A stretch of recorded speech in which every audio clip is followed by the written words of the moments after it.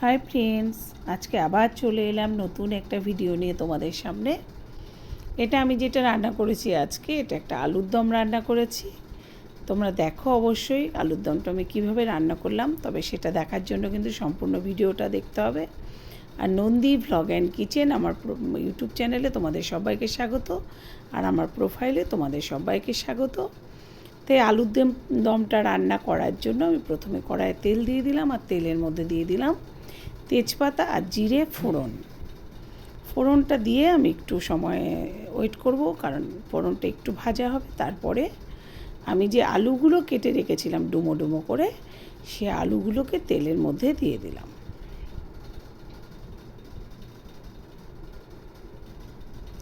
অল্প অল্প করে আমি সব আলুগুলোকেই কিন্তু তেলের মধ্যে দিয়ে দিলাম।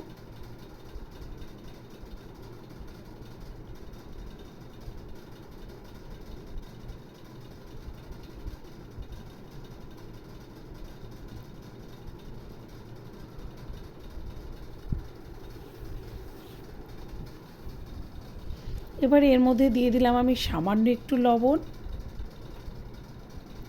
লবণটা দিয়ে আলুটাকে আমি আবারও ভালো করে একটু নাড়াচাড়া করে নেব।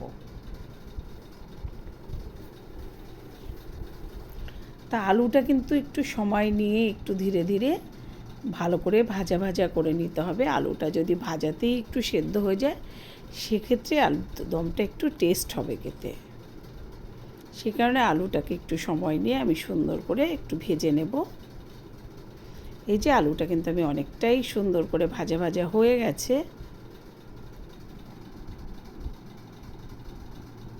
এদিকে আমি কিন্তু একটা মশলা রেডি করে রেখেছি। এখানে ছিল কাজু বাদাম, চারমগজ, পোস্ত, জিরে, আদা, আর ছিল কাঁচা লঙ্কা। ঝালটা অবশ্যই যে যার ইচ্ছে মতো দেবেন, কারণ ঝাল কেউ কম খায়, কেউ বেশি খায়। আর এখানে আমি যে মিক্সির বাটিটা ধুয়ে জলটা আমি এখানে দিয়ে দিলাম। দিয়ে এবার এই মশলাটাকে আমি আলুর মধ্যে খুব ভালো করে নাড়াচাড়া করে মিশিয়ে নিলাম। এবার যতটুকু নুন লাগবে প্রয়োজন মতো নুনটুকু আমি এবার এখানে দিয়ে দিলাম।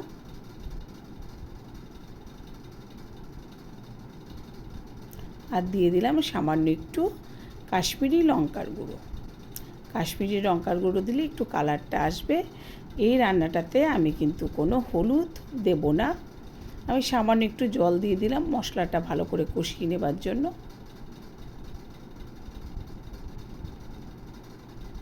আর এখানে আমি দিয়ে দিলাম 3টে এলাচ।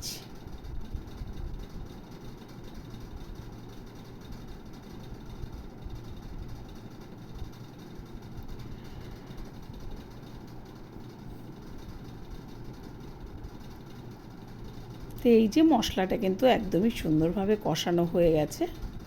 তা আরেকটু আমি নাড়াচাড়া করে নেব। মশলা কষানোটা যদি ভালো হয় তবে কিন্তু তরকারিটা খুব টেস্ট হয়, নইলে কাঁচা মশলার একটা গন্ধ হলে কিন্তু তরকারি খেতে একদম ভালো লাগবে না। তাই সবসময় লক্ষ্য রাখতে হবে মশলাটা যাতে ভালোভাবে কষানো হয়। তো এবার মশলাটা যখন কষানো হয়ে গেছে, আমি তার মধ্যে দিয়ে দিলাম পরিমাণ মতো জল। জলটা কিন্তু খুব বেশি দেবার দরকার নেই, কারণ আমি তো খুব ঝোল রাখবো না, আমি এটা গামাখা রাখবো। আর আলুটা মোটামুটি ভাজাতেই অনেকটা সেদ্ধ হয়ে গেছে, সেই জন্য আমি জল আর দেবো না। তো এবার আমি একটু ঢাকা দিয়ে দেবো কিছুক্ষণ সময়ের জন্য। তো যে ঢাকনাটা আমি খুলে নিলাম। তা গ্রেভিটা কিন্তু অনেকটাই হয়েছে, বেশ সুন্দর, মানে ঝোলটা কমে এসছে। তো এবার আমি একটু দেখে নিচ্ছি আলুটা সেদ্ধ হয়েছে কিনা। আলুটাও খুব সুন্দর সেদ্ধ হয়ে গেছে। আর একটা কথা মনে রাখতে হবে, আলুটা যদি ভাজাতেই সেদ্ধ হয় তবে তার সেই আলুর দমটা কিন্তু খুব টেস্টি হয়। তো এই ঝোলটাকে এবার আমি আরেকটু সময় ধরে একটু ফুটিয়ে নেব। আর এখানে দিয়ে দিলাম স্বাদ মতো একটু চিনি। তবে এই আলুর দমটা কিন্তু একদমই খুব বেশি ঝাল ভালো লাগে না, একটু মিষ্টি মিষ্টি হলেই খেতে ভালো লাগে।